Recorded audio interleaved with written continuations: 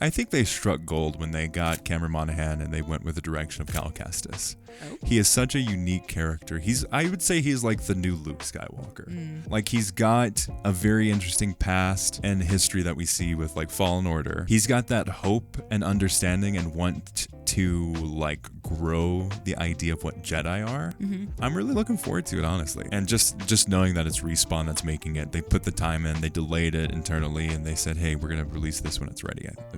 I think it's going to be good. Don't forget to like and subscribe and hit the notification bell. This is a clip from our full episode. Be sure to find that wherever you listen to podcasts or on YouTube. Now back to the clip. But on that front, we have an interview with Cameron Monaghan, and he says this, quote, Cal's worldview is starting to shift as well. Desperate times are calling for desperate measures, and it becomes very difficult for him to even understand what it is that he is fighting to protect or where he should go. You have the Empire rapidly expanding and very aggressively doing so, and expanding to even the smallest and furthest reaches of this galaxy. And I think that from his perspective, going from planet to planet and seeing just an increasingly desperate situation must be very, very lonely. I can imagine that would definitely weigh on someone. Cal's more mature, more rugged, and he's been weathered by time and by situation. That much is clear. Yeah. He's still a pretty young man, but I actually think that he would look a bit older than what he actually is because he's been through a lot. And that was something that I wanted to be reflected in performance as well. That you see he's still a young soul, but also there's a weight beyond his years. And there's a wisdom and self-awareness to him that I think is interesting. But you have to be a little bit of a scoundrel at some times to get by in the world. You have to be a little bit roguish, and you have to know when to fight back and how to do it. IGN asked Monaghan if there was any hope for Cal to personally get a happy ending to this story. Quote, it depends on what you define as happy ending, right?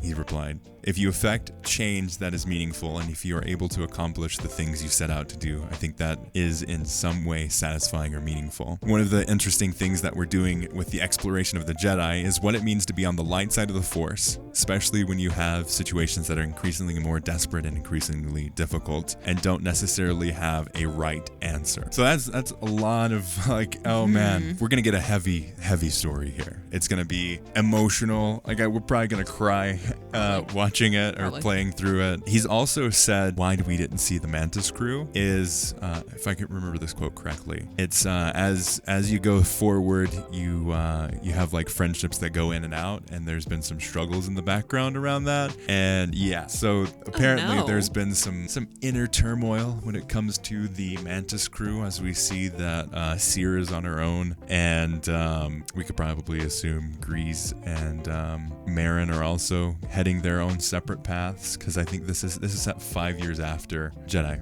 Fallen Order. That's sad.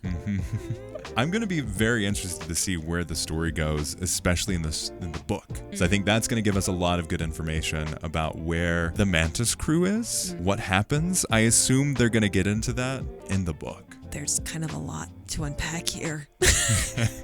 Now I'm scared for my heart now. Like, yeah. oh no.